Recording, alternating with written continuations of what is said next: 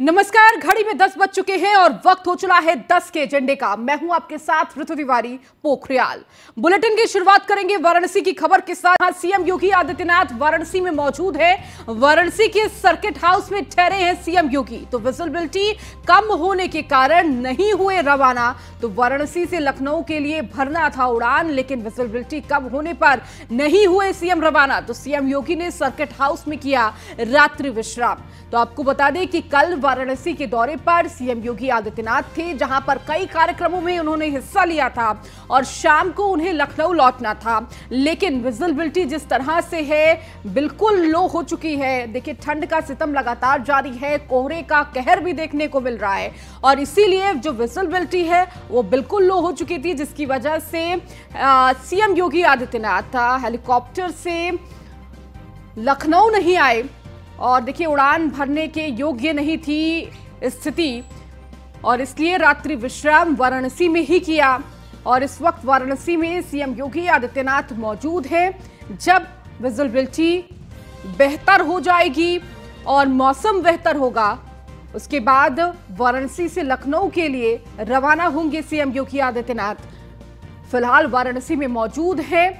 कल कई कार्यक्रमों में हिस्सा लिया था। तो वाराणसी में कल एक दिवसीय दौरा था सीएम योगी आदित्यनाथ का, जहां पर कई ऐसे कार्यक्रम थे जिनमें हिस्सा लिया, प्रदर्शनी का अवलोकन किया, निरीक्षण किया, विकास कार्यों का भी जायजा लिया। और इसके साथ ही साथ आपको बता दें कि कल वापस उन्हें लखनऊ लौटना था, लेकिन विजिबिलिटी कम होने पर नहीं हुए रवाना वाराणसी से लखनऊ के लिए। तो वहीं सीएम योगी सर्किट हाउस में ही रात्रि विश्राम किया और आज माना जा रहा है कि जब वातावरण थोड़ा साफ हो जाएगा, विजिबिलिटी बढ़ जाएगी, उसके बाद वाराणसी से लखनऊ के लिए रवाना होंगे सीएम योगी आदित्यनाथ। तो फिलहाल वाराणसी में मौजूद है। तो विजिबिलिटी कम होने के कारण कल वाराणसी से लखनऊ के लिए रवाना नहीं हुए थे सीएम योगी।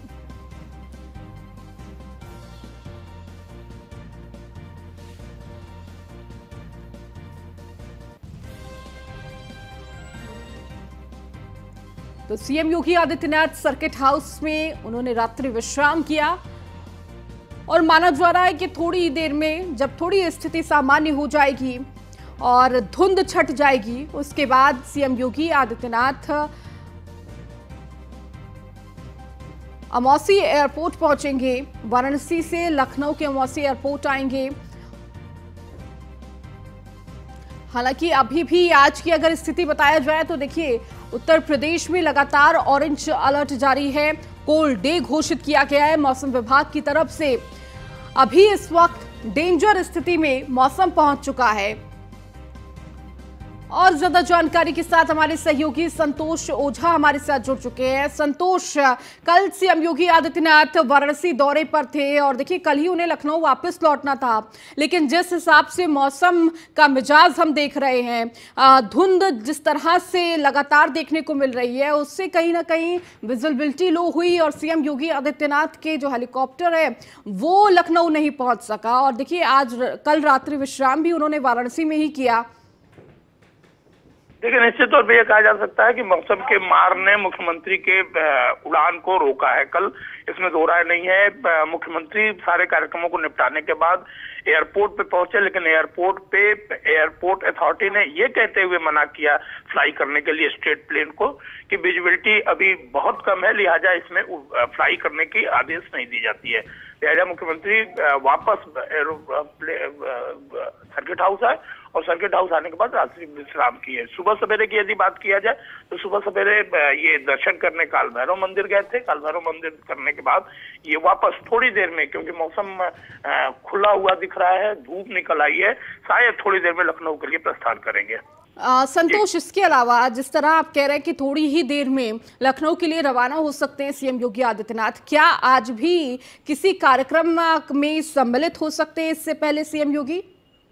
देखिए, जो प्रोटोकॉल की बातें थी वो प्रोटोकॉल में कुछ भी नहीं था। रात्रि विश्राम भी लखनऊ में था, बनारस का नहीं था। लेकिन मौसम ने इन सारे प्रोग्रामों को थोड़े से रद्दोबदल करने के लिए लोगों को मजबूर किया, अधिकारियों को।